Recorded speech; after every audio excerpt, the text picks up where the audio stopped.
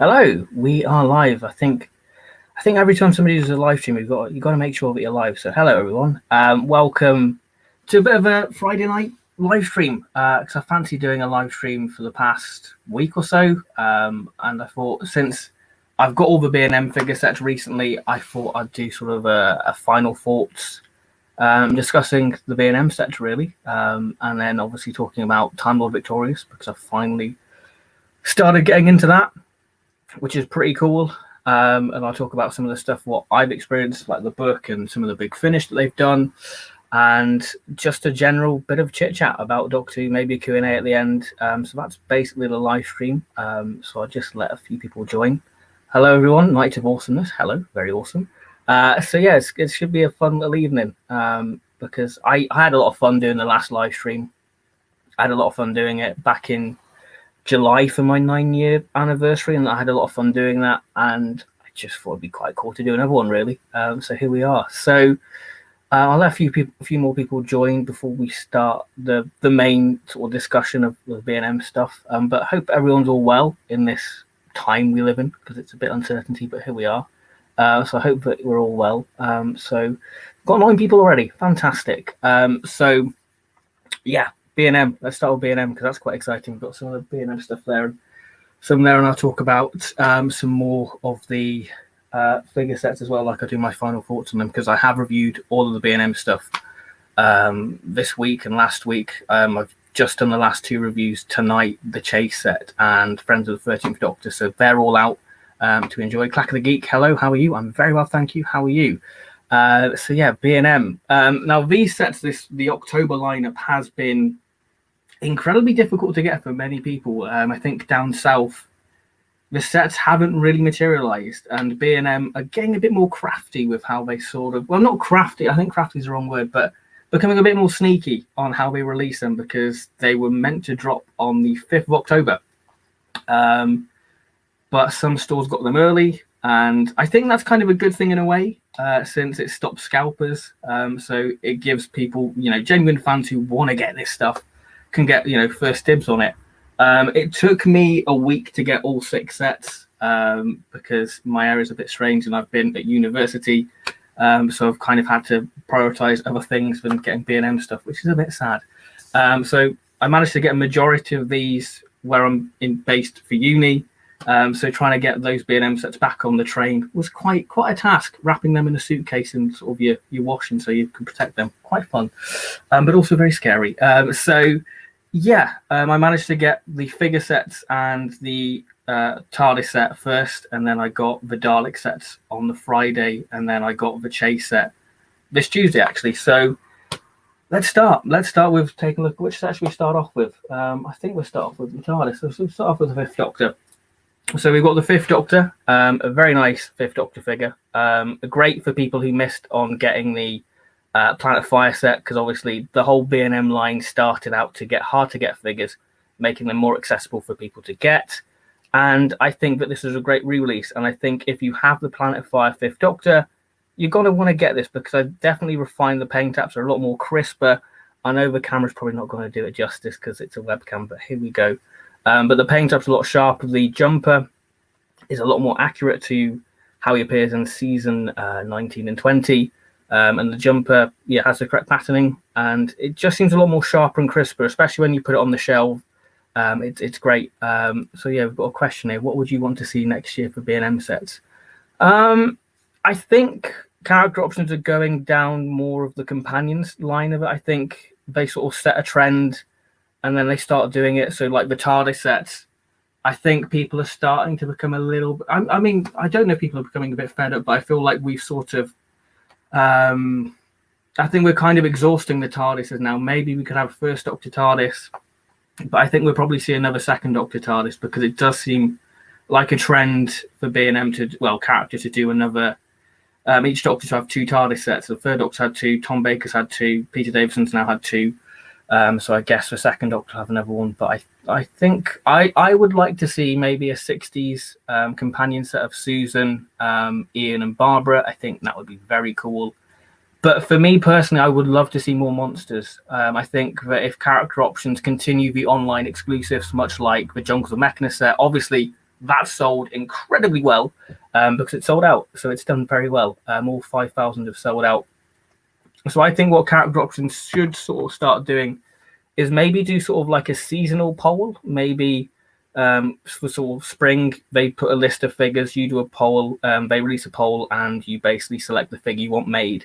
And it probably is priced a little bit more. I don't mind paying, £30 for a Yeti if it comes with like sort of like the Star Wars The Black Series sort of thing, but they do these deluxe figures and you pay a little bit extra for them. So I think character options should sort of start doing that for the online stuff maybe. So sort of do sort of like fan choice figures. So they release like a list of figures, whatever gets top voted gets made and produced as a figure. I think that'd be really cool. I'm dying for a new series, Ice Warriors, Zygon, Nightmare and Silver Sidemen. I'd love that. I'm more of a monster person. I think that's one reason why I love the shows, because of the monsters. So I think if B&M could do the monsters, do an Ice Lord, that would be fantastic. Yeti's always an obvious one. So I'd love like a 60s monster set, maybe like a Zarbi, Wheel and Space Cyberman, and maybe just an Ice Lord. I think that'd be very cool. A nice little 3-pack. I'd love to see some Series 10 figures. I would too. I think there's some great monsters in Series 10. I'm surprised we didn't get an emoji bot. An emoji bot would be great as a figure. It'd be wonderful. That'd be wonderful, like sort of interchangeable sort of heads for like the different expressions. That'd be brilliant. The monks, I think, would be great. I used the Pyrovel Priestess as a little duplicate for the monk, which works okay, actually. Obviously, there's a bit of a height difference because Capaldi is way tall. I have a feeling next year's will be the 8th Doctor, maybe a TARDIS, but TV movie costume. Maybe they could do sort of a comic 8th Doctor, sort of brighten the colour scheme. So like a bright green, not a bright green jacket, but more of a brighter green jacket and sort of a brighter waistcoat and sort of do that. Or they could theoretically do a Time Lord Victorious 8th Doctor in TARDIS, sort of repainting the Night of the Doctor 8th Doctor with a blue jacket and say it's a Time Lord Victorious one. That would be very cool. But yeah, there's a load of variety. I think monsters is definitely, especially Capaldi. The Capaldi era needs monsters. I would love a Foretold. The stuff exists for character options to do. They could just upscale some of the 3.75 inch stuff and just release it. Do it as online exclusives. Happy days. That'd be wonderful because like I said, monsters great. I feel like, especially this year, we've sort of lacked monsters. I know we've had the Daleks and the Jadoon, but those are the only real monsters we've had, really, which is a shame. But going back to the 5th Doctor, great figure. If you missed out on the Planet Fire set, definitely do recommend it because it is going back to the sort of way B&M started. So if we go to the TARDIS, the main attraction, for many years I have wanted an 80s TARDIS. I remember seeing the prototype on eBay last year, and I was like, oh, I'm really tempted, but it was like 500 quid. And I was like, no, I'm not paying £500 for it. But finally, we've got it with the more accurate base. It'd be wonderful. And obviously, you could use it for maybe sort of Legopolis, sort of a season 18 Tom Baker. That would be great. But yeah, it's a really lovely TARDIS. I think it's one of my favourite B&M TARDISes they've done. The paint taps are a lot crisper, actually. It doesn't have that waxy texture because it's not heavily weathered. So it has more of a matte finish to it. So it is a very pretty old TARDIS, and it is just great. And I love the more sort of darker blue TARDISes. I just think they're a lot more sharper, and I definitely do recommend it. I think this is one of the highlights, probably my favorite of the B&M stuff from the October lineup. So yeah, definitely love this one. Agreed. I'd pay a bit more. Heck, I'd love them to replace the TARDIS sets with a Bessian 3rd Doctor figure. Absolutely, I'd love a Bessian 3rd Doctor. My dream figure set would be a classic Silurian, Bessie, Liz, and maybe like an updated 3rd Doctor with like the season 7 hair. I think that would be a lovely thing. Spaceships. What would you think? Yeah, I would like them to sort of do more vehicles. Maybe do. So I believe this Hasbro are doing sort of is it like a Kickstarter for like the Mandalorian ship? And they're sort of kickstarting that, and they have so many backers that do it. So it'd be great if we could do the same for like a TARDIS console. That would be great. So I definitely would like them to do more stuff like that. I think that would be ideal. I think that would be great for them to do that, something like that with the spaceships. Because it's about time we had a classic TARDIS console room and all that sort of stuff. So yeah. what other set should we go? Should we go on to, let's talk about the Daleks. Let's talk about the Dalek Master Plan set. So we have the Supreme Dalek here. Again, going back to the sort of main format of the B&M stuff, going back to getting rare figures and making them more accessible for people who haven't checked out the actual line, or they just missed out because whatever reason. Obviously, this has a smaller eye stalk, which the history of a Dalek set seem to be having. It'd be interesting when they get to the 70s set how they're gonna variant it. Yeah, as for a Dalek figure, I think that it's great, but I think my problem with this is the midsection. It's way too light. I mean, because I have the Toys R Us one, it doesn't really bother me, but it just seems very garish on this. Just seems incredibly garish. It doesn't seem to quite work with the darker color scheme, so it sort of sticks out, and almost doesn't seem like it's finished painted. It just doesn't seem like it's finished painting at all. It just feels like half finished. I think if it was a darker grey, it would be a better figure, but I do think this is probably one of the weaker figures. Maybe because I have the original, but I think it's one of the weaker ones. But the other Dalek in the set is the Pyroflame, which is the main reason I picked it up, because you can't have too many Daleks, and it's great to have a little army of Pyroflame Daleks. Obviously, this has the more accurate dome lights and eye stalk as the Power of the Daleks sort of head, so it's all great and accurate. But the hemispheres should be a bit darker because it uses a sort of chase color scheme from the Forbidden Planet ones, which is a bit of a shame, really. And again, it just seemed a bit odd. The midsection doesn't seem to quite work on the Dalek Master Plan one for me. It just doesn't seem finished. It just seems a little bit off to me, but it's great that they included the flame, so I love that. Absolutely love that they included the flame, because they didn't have to, but it's just a nice little figure, nice little army builder one if you want to army build it. So let's just at the comments. I'd love to see an online exclusive 2013 Ice Warrior Zygon, Time of the Doctor, Clara, Rusty, and 2017 one.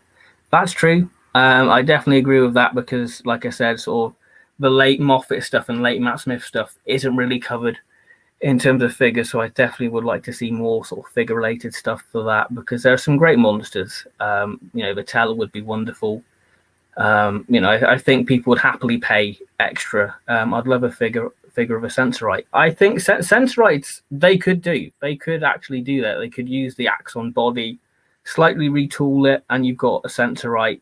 Much like the Shara's Jack body, actually, you could use that and you could make a Vord.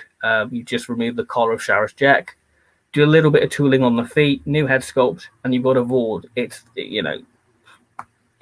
just kind of make you think, well, the stuff's there, so they could do it. And obviously we're getting new head sculpts now, so maybe there is we could get a Vord. That would be wonderful. Hi there, just subscribe. Thank you very much. The Tardis is near accurate to Time Flight version, as it's apparently be signed. Okay, I mean, I'm not really an expert on the Tardis, to be honest. I just think, it's pretty. Because the character drops and stuff, they're not 100% accurate. So you just kind of be happy with what you get, really. Is it possible CO could produce a Power of a Dalek Scoop Dalek, do you think? I would love them to do a Mutant Scoop Dalek. The ideal Power of a Dalek set for me would be a Mutant Scoop Dalek and your standard Power of a Dalek drone. I wouldn't say it's out of the question, because the 3.75-inch line did have the Mutant Scoop Dalek. So they could just upscale that. And I think Alduar knows that people want it and sort of are expecting it. Because I think when they were teasing the announcement for these B&M sets, that he's mentioned sort of seismic detector. So are they going to do an online exclusive of the Chase with like the different sort of attachments? So they did have the attachments in the Dalek Master Plan, didn't they? They did have the sort of seismic detector in that. So I definitely would like to see a Dalek Mutant Scoop one. Heck, they could even use the Mutant Scoop, the Mutant from Resolution. That would be wonderful. But yeah, I think probably if they don't do that, it'll probably just be a powered Dalek without the gun, and then one just a standard drone with the smaller eye. That's probably more likely. But we can live in hope. We can live in hope for a Mutant Scoop Dalek. Are you looking forward to the next classic Blu-ray box set? And what you're hoping for? I think they've just started work on them. Actually, I think they've just started work on the Blu-ray stuff, which About well, I was wrong to say about time because obviously the world situation, but it's nice to know that they're still making them. Um, so yeah, because I think Matthew Sweet did a tweet today showing like him sort of interviewing someone, like the setup of the set. So I think that there is one in the works. I mean, season 20, I think, is the one what's been rumored. Whether that's true, I mean, that'll be a big old box set because you'll have 5 Doctors as well. So that'll be a load of discs. So that'll be quite cool to have. But what am I hoping for? I would love a Pertwee. I would love a Pertwee box set. I think season 11's been rumored as well. So I would like to see season 11. I definitely want to see like a Pertwee box set and see what they do to that. Which one they update, whether it be Invasion of the Dinosaurs or it will be Planet of Spiders, whether they do the CGI treatment. That'll be quite cool to see what they do for that. I think a good B&M figure would be a Carnival Auton if they use a suited body and paint it yellow and new head sculpt. I mean, that is doable. I think that is doable actually, because it could be almost similar like the Clockwork Droid figure because it does have like a head underneath, so it's not like a new thing for character options to do. So I think that would be brilliant for them to do something like that. And obviously they could package that and a Delgado Mastering suit. That would be wonderful. And maybe sort of have like a daffodil accessory.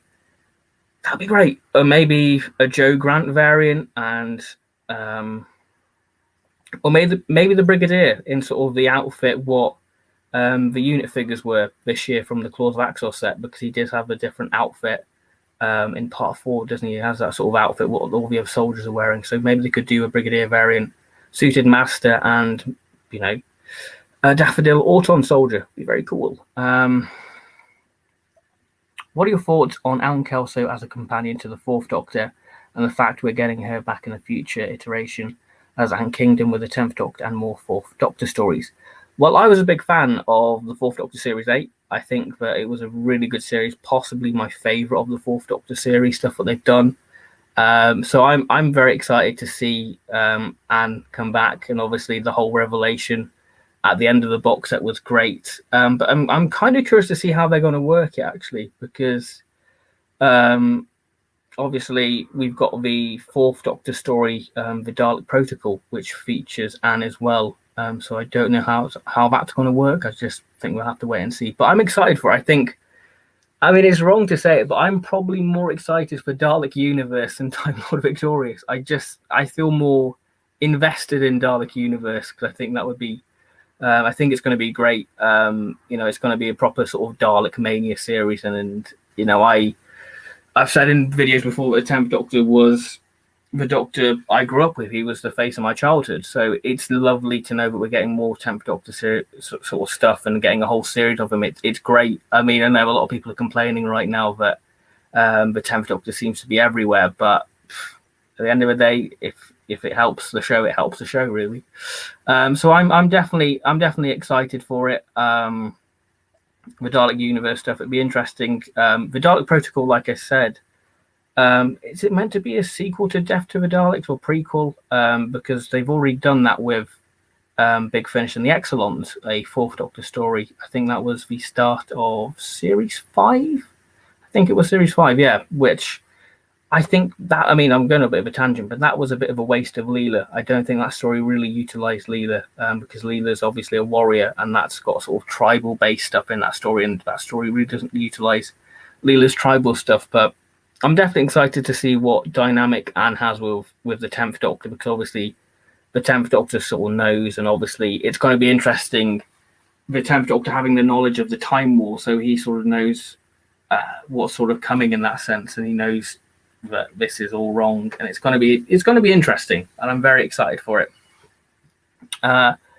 What missing episode animation would you like next? I mean, I'm craving a Hartnell. I am missing Hartnell. I mean, I love Troughton. I'm not getting Troughton fatigue as such, but I think just to freshen it up, I love a Hartnell, and I think the Savages would be a good one to do, because you could sell it as a companion departure in the form of Stephen, and I think that Stephen, I think he's probably my favourite First Doctor companion, especially the stuff he's done with Big Finish. I've just fell in love with Stephen as a character in terms of the Big Finish stuff. So I think The Savages would be great. It's a great sci-fi story, and I think it would really lend itself to animation, especially with the sort of alien world, and the story with sort of the elders and sort of the whole sort of twist, the Savages. I was going to spoil it then, but I'm not going to spoil it. But I think The Savages would be a good one because it's a nice little sci-fi story to do. We need Marco Polo to be animated to complete season 1. We do, but I think Marco Polo is the one what's most sort of out there. So I think if there was a story most likely to return, it would be Marco Polo. So I don't know whether they're holding off Marco Polo, but I think Marco Polo would definitely work in animation, especially color. Since we seem to get the color animations now, I think that it would lend itself, because obviously we do have the color photos of it. So I can definitely see that working. The animation of sort of the TARDIS being pulled by the horse, and sort of the various sort of sandstorms in the Gobi Desert. I think that'd be great. But I think they're sort of holding off Marco Polo just on the off chance. I mean, it would be lovely to have Marco Polo, like you said, to complete season 1, and then we can have it all on Blu-ray, and that would be amazing. I wonder whether Big Finish could reveal there is or was a real Ankouser like they did at the original Fourth Doctor. Needs a new grounded companion like this. Yeah, because I think that's what made Fourth Doctor Series 8 exciting for me personally, because it was a new companion. I think as soon as Big Finish give a Doctor a new companion, that's very much Big Finish taking the reins and going, right, let's put our own spin on this Doctor. And maybe Dalek Universe will do that for the 10th Doctor, where Big Finish can finally get their hands on the 10th Doctor and go, this is the direction we want to take him in. And I think that will work very well. So hopefully Dalek Universe will be very much like Dark Eyes in that sense. That the first box set's highly acclaimed, very, very good box set in my opinion. So I definitely would think that it would definitely be a fresh start for the 10th Doctor. So yeah, I think it would be good to see Anne in a different format, really, with a different Doctor, see how she interacts. But the Fourth Doctor does have a new companion, doesn't he? Is it in 2024, which is mad? Obviously, is it series 13 with Harry and another character? I can't remember. It was revealed at Big Finish Day. It's been a while since that was announced. I can't exactly remember, but it's with a Sea Devil one. So if anybody knows the answer to that, I'd be great, because I forgot her name, which is bad. So yeah, I'm very bad. I'm just gonna have a little drink.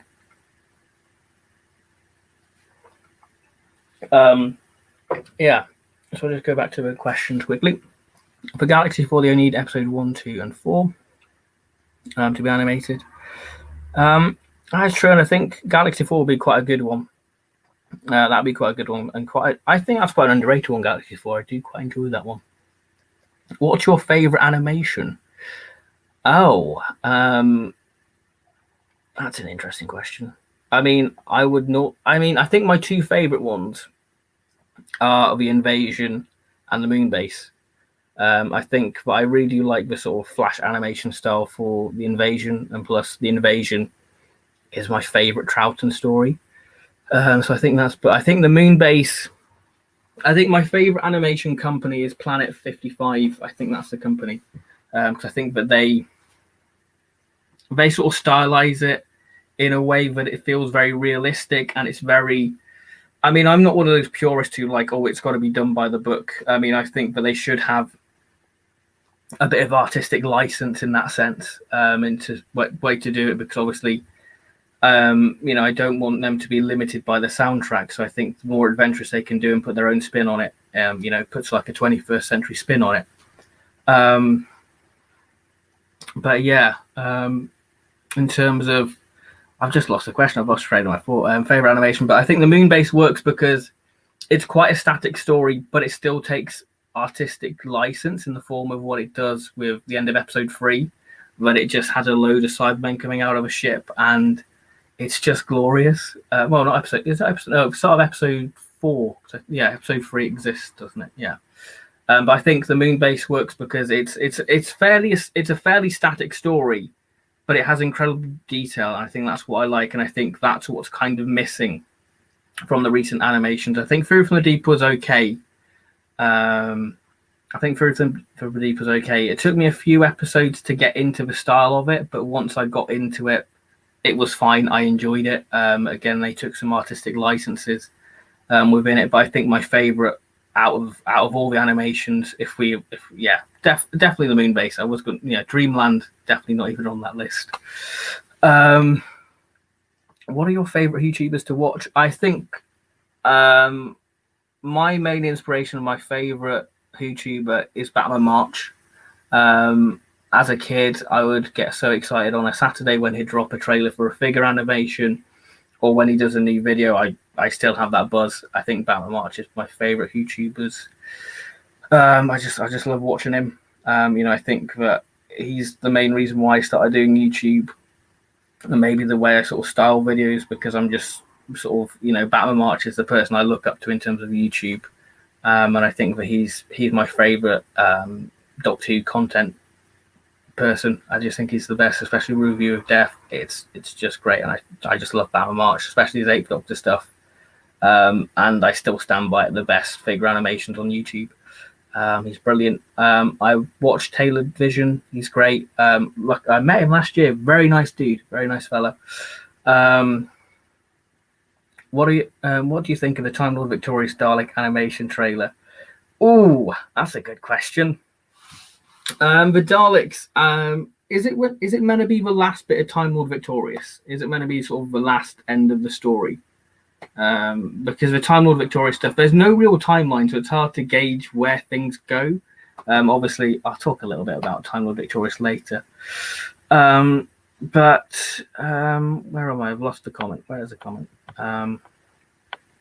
As for the Daleks, I think the story is exciting. I'm quite excited to see the story, but I think I'm a little bit disappointed by the animation. I know it's free and I shouldn't complain, but I think the animation's it seems a little bit sort of PlayStation 2. It seems like a little bit of a cutscene. I think if you look at some of the animations fans are doing, like the Dalek Tales with the Paradigm Daleks, you look at the animation in that and how it is, it just looks beautiful. And then you look at an official thing and like it's not up to that standard. I mean, I think the story's going to be great. I think it's going to be definitely interesting, but I think the animation side, I mean, I think it's one of those things I'll have to see it in action to fully judge it, but I'm excited by it. I think it'll probably be the Daleks, and then it will lead into sort of the comic with the 10th Doctor.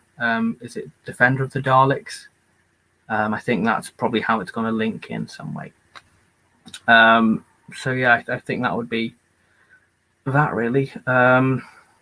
Have you watched Red Dwarf? Yes, I've watched Red Dwarf. I quite like it, actually. It's quite good. It's a good series.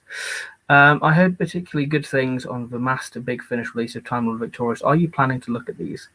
Yes, I finished listening to the Delgado one last night, actually, the Master Thief one, which I really did enjoy. I think that Sophie Isles did a great job in capturing Delgado's master. She really captured the sort of suave nature of his master, and the story is pretty simple. I'm not entirely sure how it's going to link in Time Lord Victorious, but I don't think any of us really know how Time Lord Victorious works until we've got every bit of media just yet. But I definitely enjoyed it. I think that it's great because you get Delgado's master going on a bit of a killing spree, and it's definitely, especially the ending's very interesting for the master. I'm just going to say that, but I will be reviewing the full thing and giving my full thoughts on that release alongside the what's the other one, Lesser of Evils, which I did start listening to, but I felt myself, I was starting to fall asleep, so I thought, no, I'll stop it there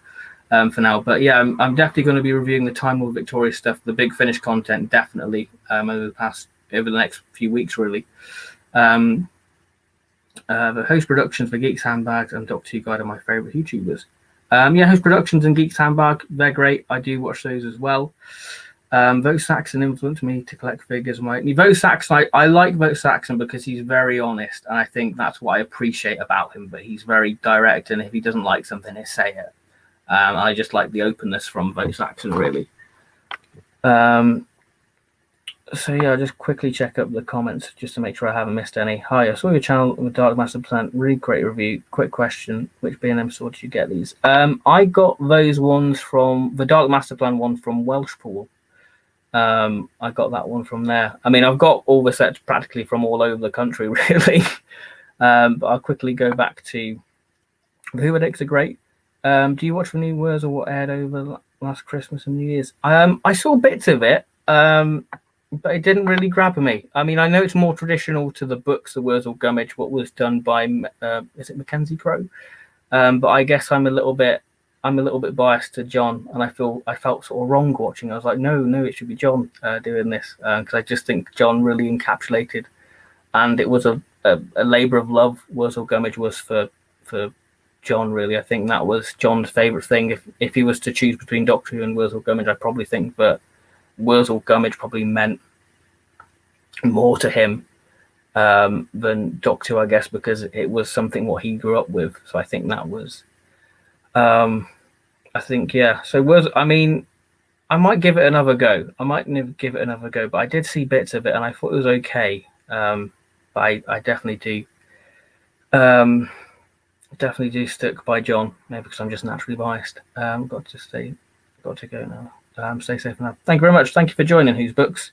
I received my copy of the History of Dalek set from Birmingham.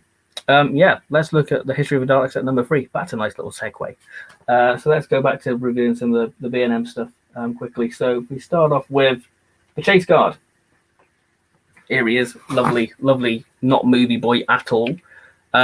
This is one of my favourite figures, actually. I'm surprised how much I like it, because what they've done is they've basically refined the Chase Guard one back from the sound effects wave and just give them the Jungles of Mechanist set sort of paint apps, so sort of that silvery blue look, and they've done that to the gun, and of course the plunger, and they give him the more accurate gun, obviously the remembrance of a Dalek style gun. So yeah, that is a great figure, great little army builder. I'm glad that I picked this one up, because now I've got 2 Chase Guard Daleks, so it's great. So it's a great one. So I do love that one, and I think personally, if the Jungles of Mechanist Dalek set had this paint app, I would probably like them more, because I'm a little bit iffy about the sort of bluey purple what the Jungles of Mechanist one had, but I feel like because this has more of a metallic blue finish, it just seems more movie Dalek-esque to me, and I just prefer it. So I really do like the Chase Guard one. So if I can just find the Drone Dalek somewhere. Where is the Drone Dalek? There's the Drone Dalek. There's a Drone Dalek. Lovely.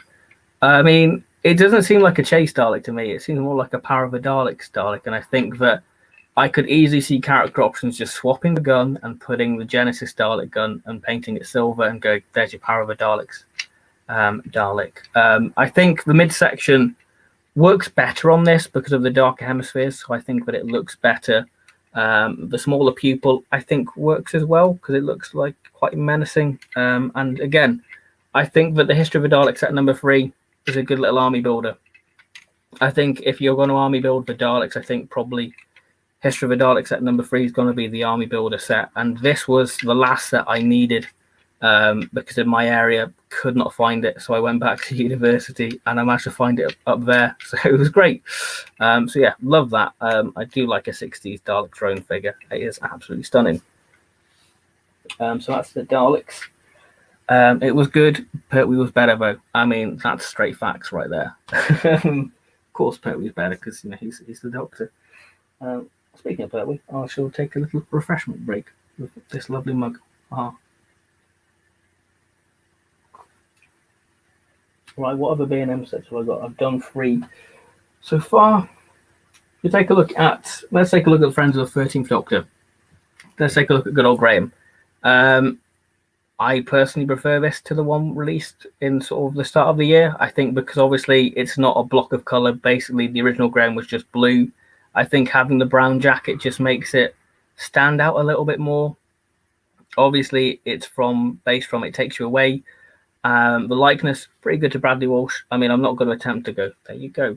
But because it's a webcam. But I think that it is a good figure. You know, the same praises I had for the Bradley Walsh figure still stand. I still think that it's a great figure. and definitely an improvement on the one released at the start of the year. So I do love the Graham figure. And who doesn't want another Bradley Walsh? You know, who would have thought it in the year of 2020 would have a mini Bradley Walsh? Crazy. So yeah, if we take a look at Ryan, Ryan's probably my least favorite one in the set, actually, because I think that compared to the one released in the Friends and Foe set, the jacket doesn't seem to have that sort of wax jacket texture to it, so it seems a little bit plain. But obviously, it does stand out with the orange trousers. But yeah, I think that the Ryan figure's good. You know, the likeness is superb to Tosin Cole. You know, the points still stand, but it's a very good likeness. But I think I guess it's more down to personal preference. I think I personally prefer the It Takes You Away variant compared to this one. Really. But the Yaz figure, I think the Yaz figure is probably my favourite of the set, actually. You know, her base from Fugitive of Jadoon, great figure. Great use of the Claudia Brown body. And again, it just stands out very well with the detail. Fantastic likeness to Mandip Gill. Really superb likeness to Mandip Gill. It is really good likeness to her. So yeah, I definitely do recommend that one. I mean, there was quite a few of these ones in the B&Ms I've been. There's been quite a few of these ones actually. But yeah, it's a very good set. And if you missed out getting all of the 13th Doctor companions, then it's a great way to pick them all up, really. So yeah, there we go. That's the Friends of the 13th Doctor.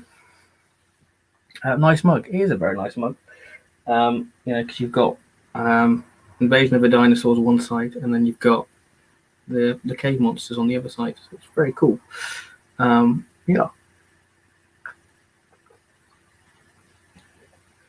I'll quickly look at the last two sets, and then I'll quickly talk about Time Lord Victorious, and then go back to sort of the Q&A bit. Really, so if we look at the 1975 Zygon set, so if we have a look at Corporal Mustache, the standard unit grunt figure, a lot of people have sort of criticised it, which I can agree with. You know, I would have personally preferred, you know, a standard Harry Sullivan figure. I think that would have been lovely, or a Terror of the Zygons Sarah, or even a Zygon, maybe just sort of retool the face. So it could have been sort of a different Zygon variant. I think that would be lovely. But yeah, I mean, to make it a 70s character, just give it a mustache. But I mean, it's just sort of background fodder, really. So if you do figure animations, you can just have them in the background. The new guns are great. It's great that character listened to fans and sort of said, right, we'll give them more accurate weapons. You know, I mean, the body work, you know, the body's great. You know, the paint taps are fantastic. You know, and, you know, I think because the sort of Mike Yates figure was a little bit iffy in terms of likeness for some people, I think you can just get away with it, slightly repainting and going, it's just a standard unit soldier. Really. So if we take a look at the main attraction of the set, which is Nana Tom Baker. Yeah, it looks like, I mean, some people have said it looks like a Nan, and I can kind of see it. It does look like your Nan. But it is a good figure. It's his new head sculpt. You know, and obviously I think it's the hair piece is a separate piece, so they could easily do another Tom Baker figure using this face sculpt. The detailing on the trousers is fantastic because they've sort of give it a mottled, speckled effect, which makes it look more sort of wool and tweed. Has a sort of wool and tweed effect, which is very accurate to how the Fourth Doctor trousers were. So, you know, our character options are going to re-release all the Fourth Doctor figures and give them, you know, the correct sort of trousers, really, which would be great. Obviously, the inaccuracy, we have the green tie. But in the story, he does have sort of the green tie sort of tucked underneath. And I think in my review, I did include like a rehearsal shot of Tom, and he did have the tie. But I think it's more like a neckerchief he has in Terror of the Zygons. I mean, I did watch it. Watched the first two episodes on last Friday, actually. But yeah, the duffel coat, a lot more accurate with the darker brown. And it's a good figure. I do like it, actually. And it's one of those figures what I personally think looks better in person. I think when you get it in hand, you'll think, yeah, that does look like Tom Baker, especially from sort of side profile. It definitely does seem like Tom instead of your Nan. But I can see the criticism why they say it looks like a Nan. But yeah, I do like it. And obviously the new scarf, great little addition with the tartan pattern. So yeah, I do like this one. I do like it, and it looks great next to your Zygon figures. Then we have good old Warden Officer Benton. Obviously, he should have these little markings there to sort of show that he's a Warden officer. He shouldn't have the sergeant motif. He should have this little insignia on his forearms there. But the Benton figure, despite that, I love it. I think that the same praise that I had for Benton are very much the same. The likeness is spot on to John Levine. It's superb. The camo look is just great. It definitely stands out a lot more compared to a Claws of Axos one, instead of being that sort of solid green color. But I really do like this Benton figure. Benton's definitely one of my favorite figures B&M have done, actually. And obviously I'll do a full video in December covering all the figures in 2020 and giving my sort of final thoughts on them and sort of talking how wonderful 2020 has been for figures, really. So yeah, Benton, fantastic. So we take a look at the final B&M set, which is the companions of the 3rd and 4th Doctor. So we've got Sarah Jane from the Monster of Paladin. Obviously, main inaccuracy being the jacket. They should have really used for sort of school reunion one. I think that would have been a better suit because then you could see the jumper underneath. But they did paint a grey line to give the illusion and impression of a jumper underneath. But I sort of low-key like this figure. I was a bit iffy when I saw the prototype images of it. But when I actually got this figure, I sort of fell in love with it. I was like, you know what? I really dig this figure. And she looks great next to your Monster Paladin 3rd Doctor variant. It's great. I do love that one. So yeah, Sarah Jane, good figure, actually. I do like that one. And then probably my favourite figure of the B&M line from this wave is Brahmana 1. I think that she's had a new head sculpt because the hair seems different compared to the one released in the Pirate Planet. I think that this is a great revision. They've obviously given it a new torso piece to make it more accurate to how she appears in the Power of Kroll. And I just think that it's a superb figure. And I think that this figure really does sell Romana 1 to me. And I think that it's a fantastic figure and probably my favourite of the B&M sort of wave, just because it just seems to do Marytam more justice, I think. So yeah, great figure. And then the final figure, good old Romana 2 from the Horns of Nymon. How many Nymons have you seen today? 3. Yeah. A load of people did a load of customs of this variant, and then a few months later we got the official thing, which is great. I really like this variant. I think that it just works incredibly well. The base figure of the Sarah Jane works very well. But my main criticism I have is they've painted the neck, as you can see, they've painted on the neck to give the illusion of the sort of cravat sort of shirt. I would have just left it. I wouldn't have painted it white. It just makes the figure seem a little bit odd and just makes it seem like character had a bit of a quality control issue. But it is a good figure, and I definitely do recommend this one. I really do recommend this set because I think that it's a great revision, especially for Romana 1 and this Romana. And the Sarah Jane, like I said, I do low-key like it a lot. I do like it a bit. Let's just quickly check on the chat. Quickly.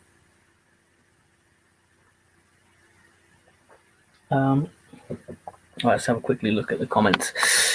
Out of interest, have CO ever done a Wheel and Space Sidemen? I have several of their Sidemen, but this one seems curiously absent from my searches. They did plan on doing it, and I think last year at Vorp, which was a Doctor Who convention, Al Jawar did show it.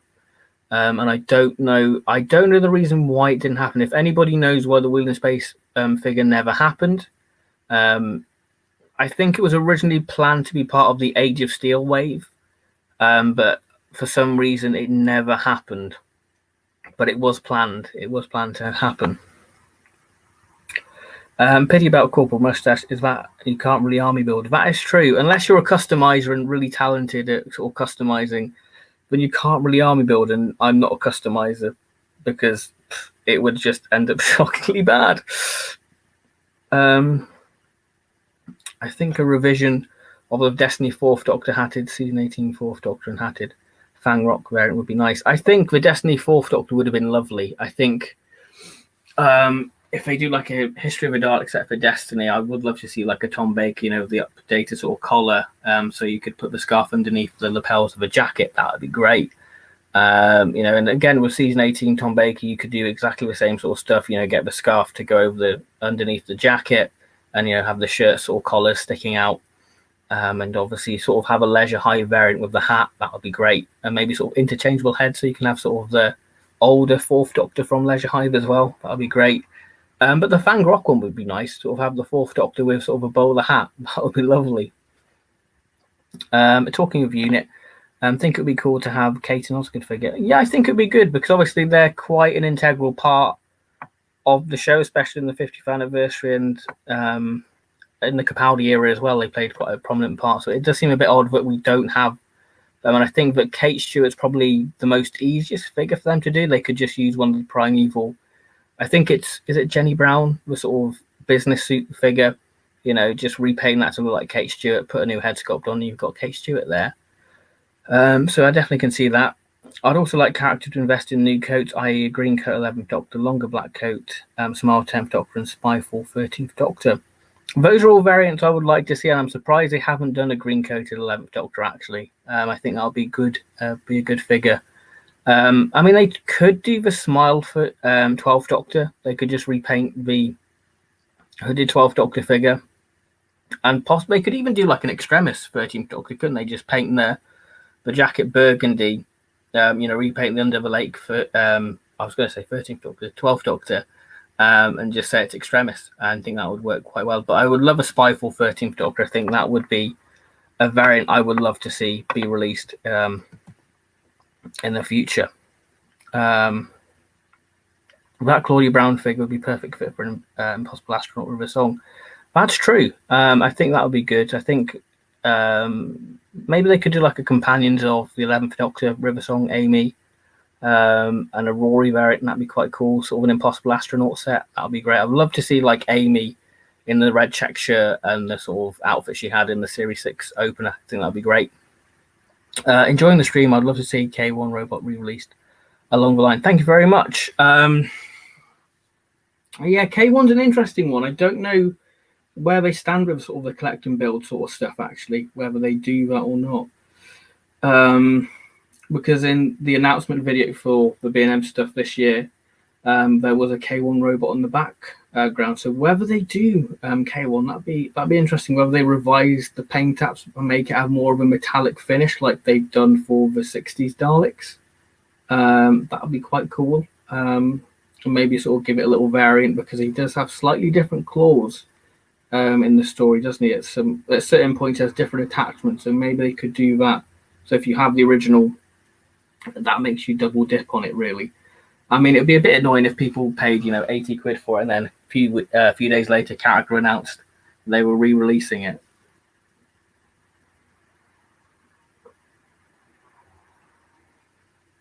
Isn't it curious that character never produced a Sarah Jane Adventures tribute set? It's a licensed issue, maybe. I think they did do Sarah Jane figures. I'm always surprised they never did sort of a Commander Karg figure. And I always expected them to do Bradley Walsh's clown as a figure.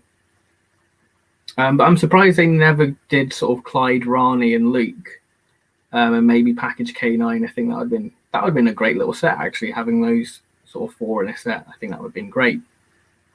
Yeah, so I think that would be lovely, actually, to have that. Whether it's too late, I don't know, but I think there's still love for Sarah Jane Adventures. Sarah Jane Adventures was a big part for me, especially when I was at primary school, because it's kick-started. Part of like CBBC sort of relaunch back in 2007, and then they sort of had Sarah Jane Adventures, and that was sort of a religious thing, but you'd watch it, and then the CBBC's channel would show the next part. So yeah, I think that Sarah Jane Adventures, there's still a lot of love. Even when I talk to people who aren't fans, they talk highly of Sarah Jane. So I think that character could easily do a sort of, a Sarah Jane sort of figure set. That'd be great. Oh, sorry, I just got distracted by my dog walking in.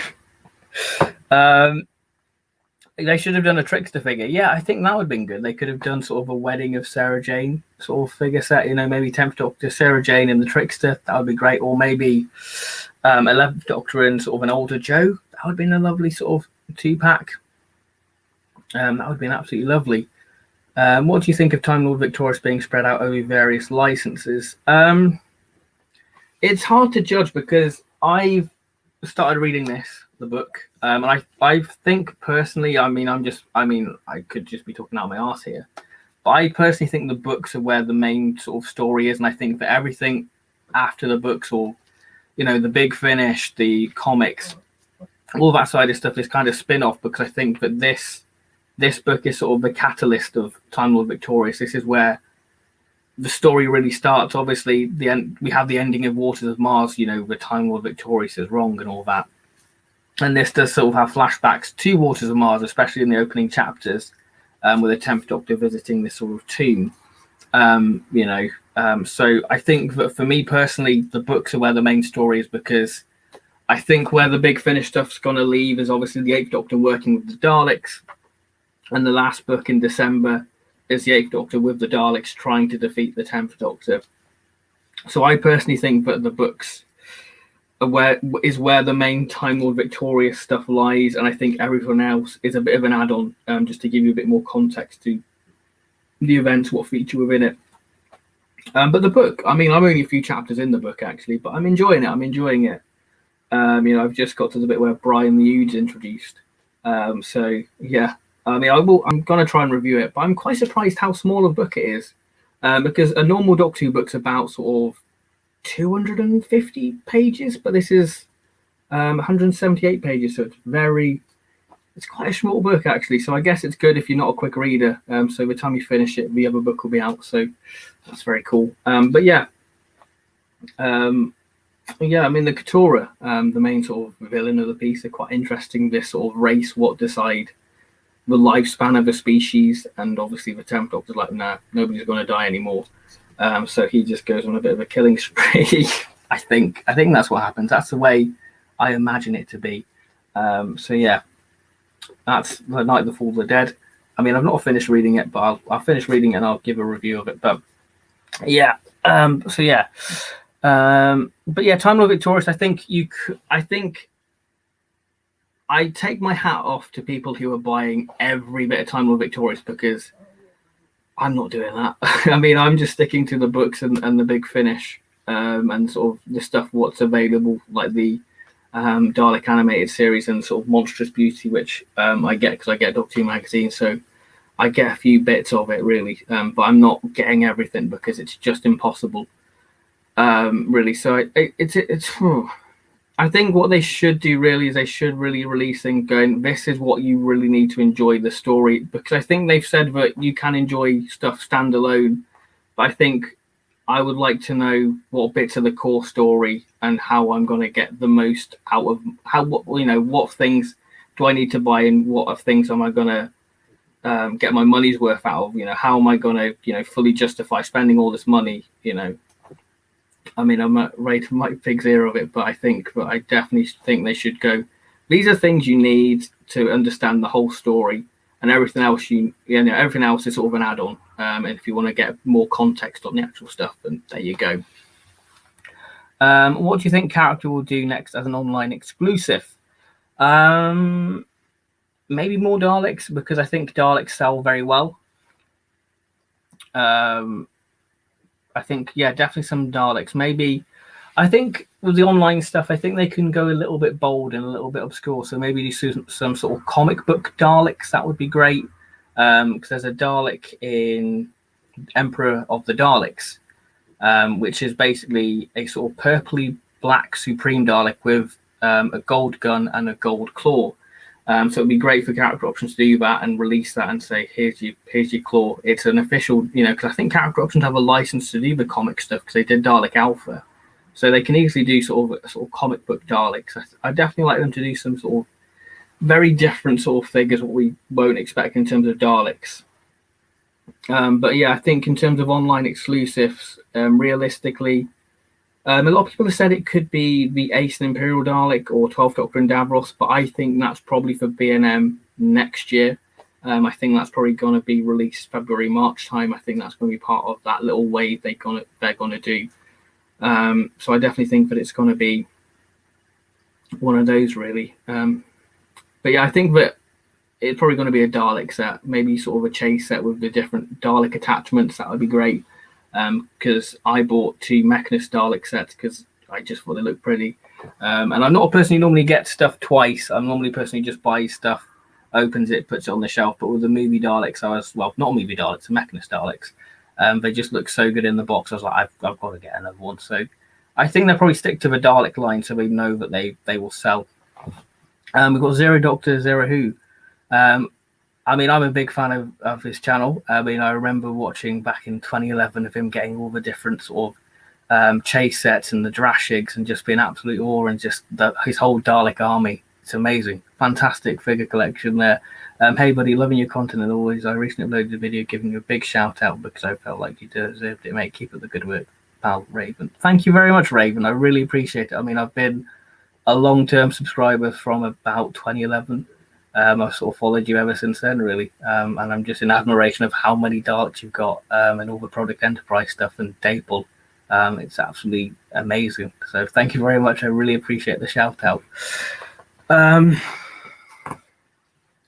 Apparently, Lesser of Evils and Master Thief leads on from Night of the Fall and the Dead. I've only listened to Master Thief at the minute, unless that's the tomb, because the Master steals something. I think it's for this planet of this sort of grave planet or something like graveyard planet. So maybe it's the tomb. The 10th Doctor is at the start, so maybe that's how that links in. But I've started listening to Lesser of Evils. I haven't finished it yet, so I'll have to listen to that and finish the first book to see if it actually links in that way. If you could have an entirely new sculpted CO figure for every Doctor, what would your choice be per Doctor? Is that just Doctor variant or is it monster variant? Yeah, because if it's a Doctor variant, then it'd be quite interesting. So yeah. So is it a Doctor figure you want? Is it like a Doctor variant, or is it just a figure from that Doctor's era? I'll just wait for Jack to get back with that, and then I shall answer. Because I'd be quite interested, because if it is Doctor variants, then it will be quite difficult for the first 2 Doctors. Well, not difficult, but I think maybe you mean monsters. So yeah, there's a lot of variety of monsters I'd want for a few of the Doctors.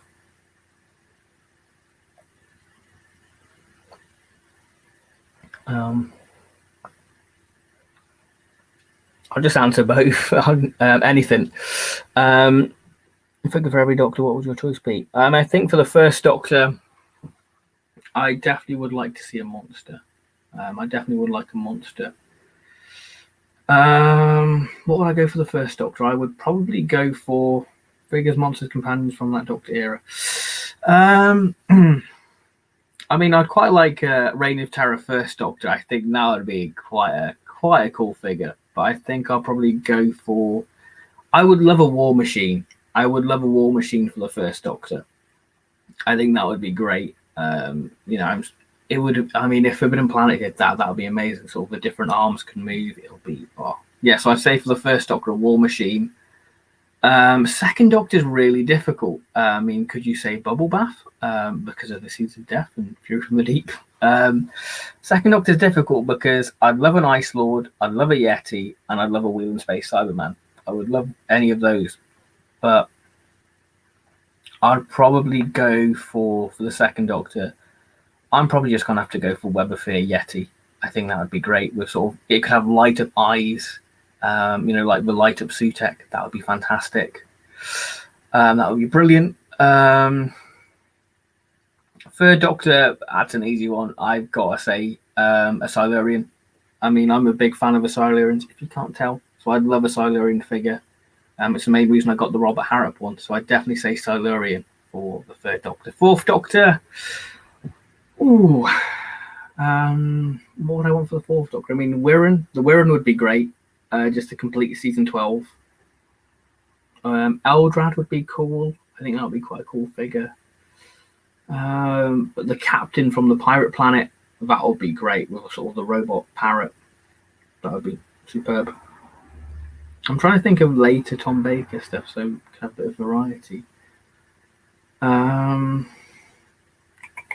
What other things would we have for the Fourth Doctor? I mean, the Marshman would be quite cool, or the Three Who Ruled. That'd be quite cool to have the vampires.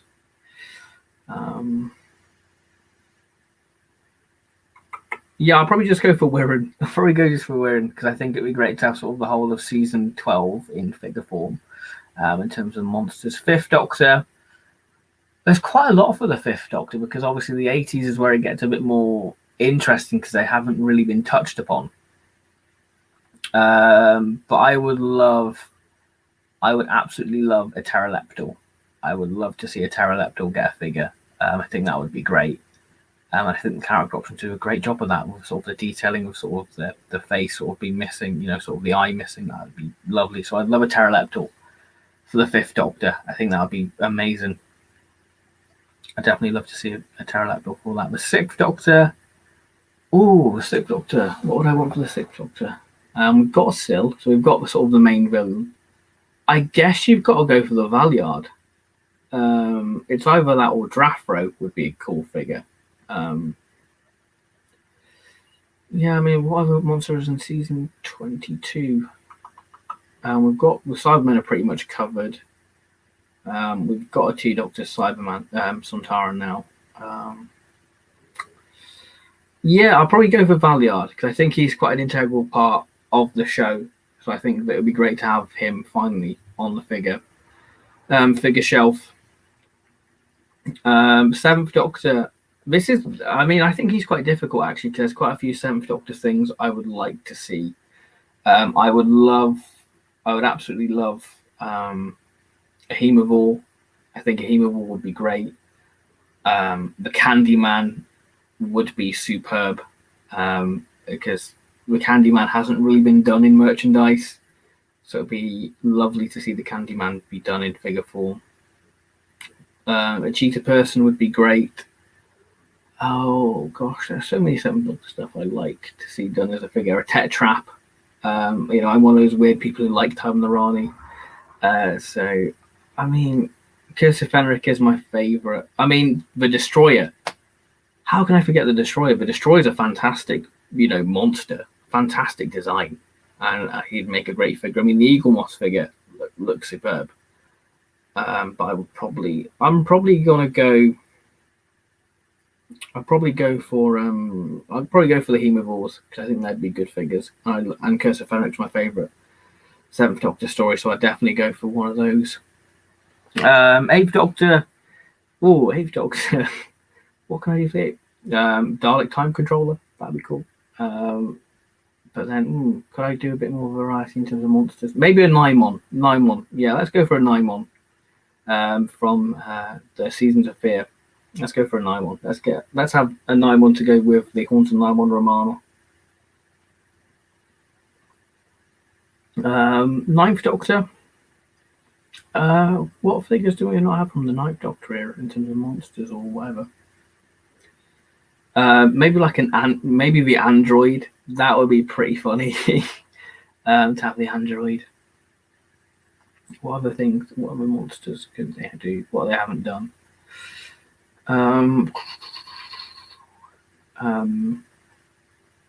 Yeah. I'll probably go the android for that for the Ninth Doctor. 10th Doctor. I think the 10th Doctor is pretty much covered. Maybe sort of a proper articulated 10th Doctor figure would be great. To have a proper articulated 10th Doctor. I'm just trying to think. Maybe no Wilf. Yeah, I'd go Wilf actually. I'd go Wilf for the 10th Doctor because I feel like Bernard Cribbins needs an action figure, and he doesn't want Wilf. Matt Smith. I'd probably go new series Ice Warrior. Oh, I forgot the War Doctor. Oh, gosh. Well, he is a forgotten incarnation, so it's fine. I'll probably go Dalek Time Strategist for the War Doctor. 11th Doctor, I'll probably go Ice Warrior because I'm a huge Ice Warrior fanboy. I'd definitely go for that. Yeah, go Ice Warrior. 12th Doctor. Ooh, 12th Doctor would be quite interesting. Maybe a new series Zygon. That'd be cool. Oh, I do quite like the monk. That'd be quite cool to have like the monks as a figure. But for the 13th Doctor, I would quite like to see. Oh, I think you've got to go Sacha Dhawan's Master, or one of the new Cybermen, or Ashad. But I'll probably go for Sacha Dhawan's Master just for variety. Hello, Dino. If you could put any Big Finish companion, dead or alive, with the 13th Doctor, who would it be? Oh, that's a good question. What companion would I like to see with the 13th Doctor from Big Finish? I think Evelyn would be quite cool. But I think, actually, Lucy Miller. Lucy Miller would work very well because obviously Jodie and, well, the 13th Doctor's sort of Northern and Lucy's, from Blackpool. I think that would be quite cool to have sort of two Northerners and just have them sort of riff off each other and have a bit of fun with. Yeah, I think that'd be quite cool. Lucy. I think Lucy would be quite a good match for the 13th Doctor because she's quite headstrong. And she'll probably lead the 13th Doctor because the 13th Doctor is quite indecisive. So I think that the 13th Doctor needs somebody quite headstrong, and I feel like Lucy would definitely be very headstrong in that situation to lead sort of the 13th Doctor and be like, look, we're going to do this, and sort of reason with the 13th Doctor. I think Lucy Miller would be a good one for the 13th Doctor.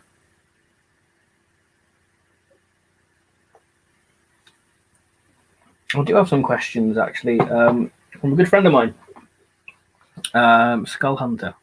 So if I can just get this up on here, so I can just get his questions up, if it will load.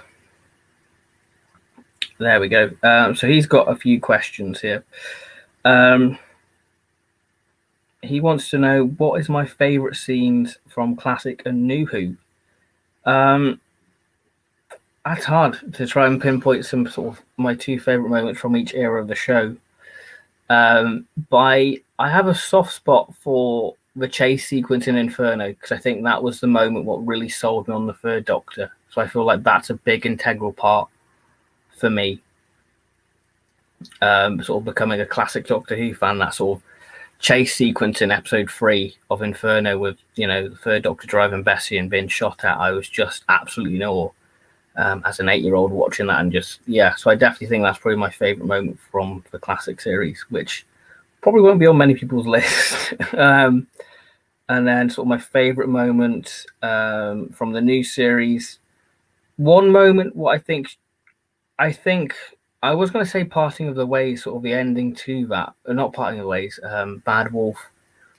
But I think my favourite moment from the new series, it has to be No Sir, All 13. I think that's just watching that in the cinema with a load of Doctor Who fans. That was just an experience. And if I could relive watching Day of the Doctor again in the cinema for the first time, I would, because it's just an absolutely amazing. It was just an amazing experience watching that and just having that moment, seeing that in 3D on the big screen. It was just absolutely incredible. So I think that's probably my favourite moment from the new series, because it was just so heartwarming and quite uplifting, and I did feel tears forming in my eye when that happened, because oh my god, this is amazing. And then he asks, favourite companion entry episode. What's my favourite companion entry? See, my favourite companion is Joe, and I do love Terror of the Autons. What is my favourite companion entry? Trying to think, actually, what was my favourite companion entry? I mean, I probably am going to end up saying Terror of the Autons. That is a very good. I'm probably going to have to go Terror of the Autons, because I love that. Actually, I'll go Time Warrior, because I think that's a good intro for Sarah Jane, because I think season 11 portrays Sarah Jane in a lot different way compared to how she is with the fourth Doctor, because I feel like with Pertwee, Sarah's a lot more independent. She's standing up for herself. Not that she doesn't do it with season 12, but I feel like she kind of regresses with the fourth Doctor. If you look at stories like The Monster of Paladin and Invasion of the Dinosaurs, she's very much standing up to people and sort of going, look, you can make a difference and all that kind of thing. So I think Sarah works better with the third Doctor in that sense. So I'll probably go Time Warrior. And then his final question is, and what 3 monsters should return for Series 13? The Sea Devils. I think the Sea Devils are due a return. I was hoping they were in Praxius, but they weren't, and it was very sad. Yeah, so I'd say Sea Devils would be great. I would love the Ice Warriors to come back, because I just love the Ice Warriors. And maybe sort of maybe the Daemons. That'd be quite cool. That'd be very cool to have sort of the Daemons in the 13th Doctor. That'd be cool. And then I've got a question from my girlfriend. If you could choose another companion for Eccleston, who would you choose and why? That's a good question. I would say Donna would work well with Christopher Eccleston or the 9th Doctor, because they're both kind of sassy, and they could have sort of a sassy match with each other. That'd be very cool. Sort of who can out-sass each other, Donna or the 9th Doctor. That'd be very cool. Yeah, hashtag shout out. There you go. You got your shout out on the live stream. Yeah, I can't seem to find any new B&M sets. Yeah, I think that's the problem with the B&M stuff at the minute. The distribution seems to be all over the place. Some stores have got them, some stores just haven't. I went on Tuesday to get the last set I needed, and they had a whole wave of summer sets. They had all of the History of the Dalek sets. They had 1, 2, 3, and 4, which was mental, because in my area, the Dalek sets were really difficult to find. So I think just give it a few more days, and they should be hitting the shelves really. So if you've got any more questions, and then if there's any more questions, I'll answer them, and then I'll think about wrapping it up, because we've been going for an hour and a bit. So if you've got any more questions, please do comment them, and we'll answer them. If not, then I'll wrap this up, because it's been fun. I've had a lot of fun doing it. And it's just been great talking to you about B&M and just answering your questions. Because we've had sort of the announcement of the War Doctor Begins. That's been a big part of the news, with Jonathan Carley playing the War Doctor, which I'm excited for, actually. I think what really sold me on the War Doctor Begins was the clip they released, because it seems like they're literally doing the War Doctor's first story, because it seems like they're very much continuing on from the events of Night of the Doctor, with the Sisterhood of Khan, sort of burying Cass.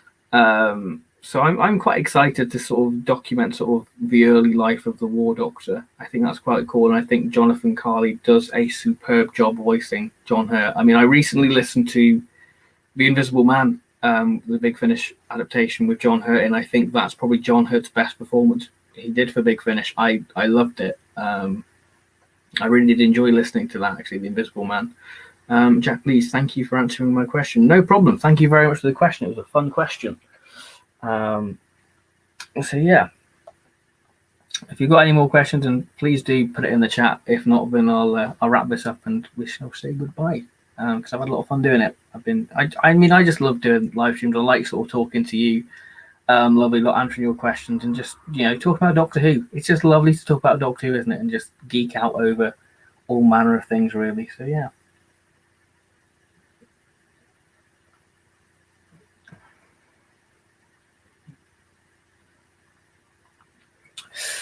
Oh, I've got a comment there. It's not a question, but I want to say I rather enjoy listening to you tonight and getting your thoughts on things. I look forward to your next video and your live stream. Thank you very much, Jess. I really appreciate it. Brian's stream was great. Hope you had a few more this year. Yeah, I would love to do a few more live streams. I mean, if you want me to do more, maybe sort of do these on a monthly basis, maybe do one a month, sort of do like a Doctor Who news roundup. Discussing sort of Revolution of the Daleks, maybe. Maybe once that's aired, I can get some of my mates on and we can do sort of a review of it. If you want, if you want to see more live streams, and please do let me know, because I have a lot of fun doing it. And if you enjoy watching them, then let's do more. It'd be great. David asked, where do you see yourself switching to download? Do you ever see yourself switching to download for Big Finish? I myself have space problems more and more, and I do wonder where you store yours. Yeah, I think download for me with Big Finish is oh, that's an interesting question, because I'm an old fart. I like having physical products. I love to have the physical thing. I think for me, when I buy something, I like to see that I've spent my money on something. You know, if you get a download, it's just kind of in the ether. You're like, oh, there's the download. But I think if you have the physical product, it just seems like you've spent your money more, I guess, and you can justify spending because you're like, I've got the physical thing. And that's why my Big Finish reviews kind of take a little bit longer, because I tend to wait for the CD to arrive so I can do the product. So if you do get the CD like me, you can see what you're spending your money on, what you're getting for. So I don't see myself ever going for download. I mean, obviously, if there's only a download option for it, like the short trips, like the master short trips, then I will get them, purely because there's no other option really. But yeah, in terms of storing Big Finish, I've got another room practically dedicated to Big Finish. I've got, I think I've got 2 sort of cupboards full of Big Finish, full of various stuff, because this is only a portion of it. This only has the first 120 Big Finish. I mean, the rest are in another room. So when you see sort of the collection video, you see it switch rooms, and that's where the majority of the Big Finish is, in that room.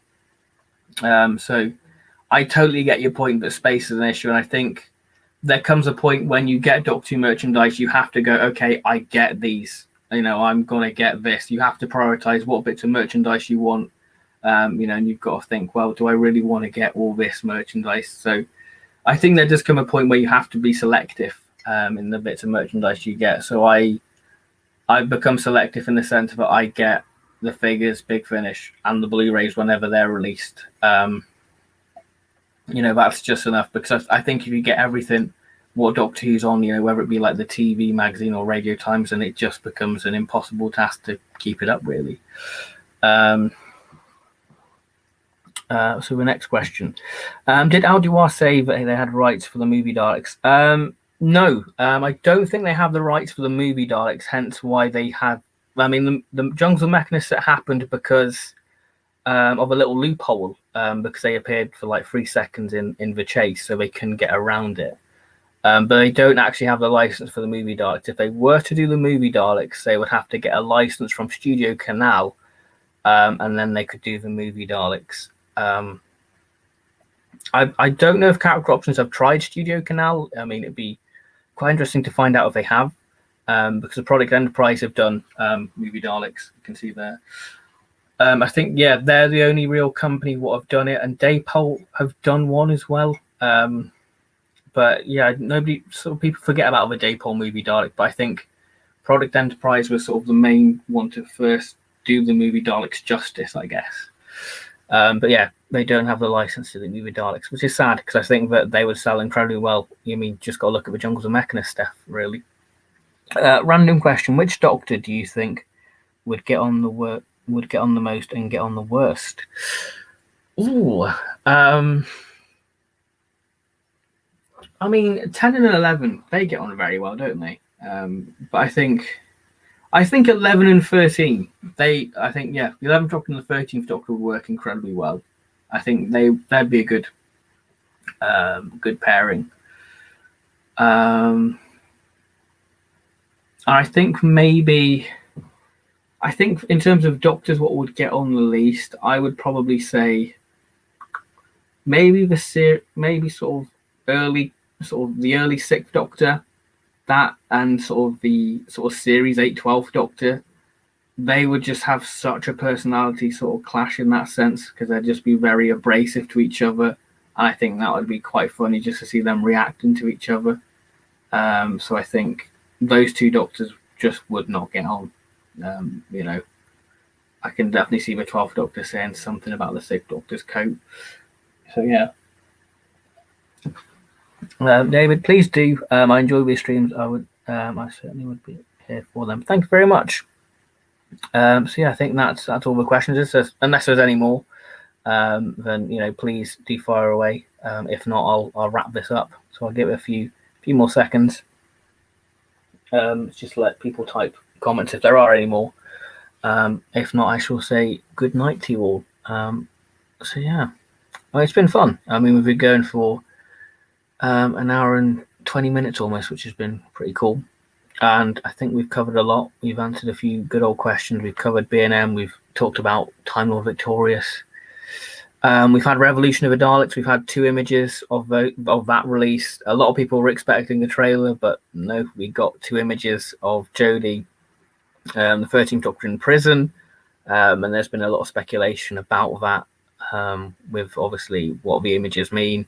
And then we kind of have a bit of an image of, we have an image of the 13th Doctor's TARDIS crew just sat around a table, which is a bit of a shame because I thought they could have done a photo of a Dalek.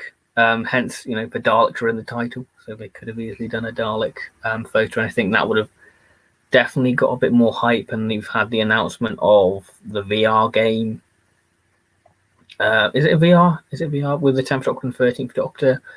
I probably won't experience it because I don't have any sort of games consoles at all, so I'll probably have to miss that sort of stuff. But I've heard great things about was it the Maze of Time or Edge of Time? One of those. Something of time. I mean, that's Doctor 2, isn't it? Something with time. Once every sort of series finale, something's happened to time. Yeah, but yeah, it'd be quite cool for people who are into that sort of stuff. And then we've had the 4th Doctor. It's going to be part of Time Lord Victorious. The Time Lord Victorious stuff just keeps growing and growing and just getting bigger and bigger, and just never ending.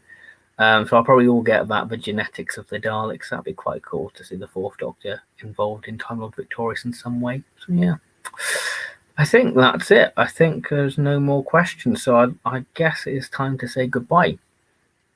So yeah, unless there's any quick questions before that. If not, we shall say goodbye and wish you well for the evening. So yeah, I'll just have a quick drink.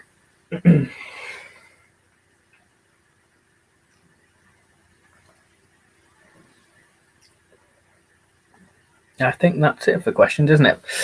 I think we're all caught up to date. So I best say goodbye to you all. So yeah, thank you so much for watching, everyone. I hope that you have enjoyed it and it's been some entertaining, and it's just not just been me waffling on for an hour and a bit.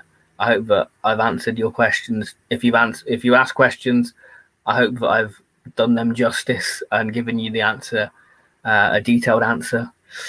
So yeah, I mean, hopefully I can do another live stream in sort of November. We can talk about whatever news there's been, whether there's been some big Finish news, or we've had more news on Revolution of the Daleks. So I'll put out a little thing nearer the time when I think of doing one in November. But yeah, there'll definitely be one in November, mate, and then there'll probably be one in December. Talking about Revolution of the Daleks, possibly a review. That'll be quite cool to sort of do a live discussion review on Revolution of the Daleks. So thank you everyone for watching. I hope you have enjoyed it, and I'll see you next time. So everyone stay safe, because it's a cruel world out there, and obviously it's a terrible, scary world. So look after yourself, look after one another, and I shall see you very soon in whatever video I do next. It could be a collection update, or it will be a review of the fanfare for the Common Men vinyl release, the Astra exclusive, the first Big Finish double LP release. So thank you very much everyone for watching, and I shall see you very soon. So thank you very much for watching and taking the time out of your day to watch this, and thank you everyone who asked questions. I had a lot of fun answering them, and thank you very much. So stay safe, and I'll see you soon. So thank you very much, and goodbye. Bye.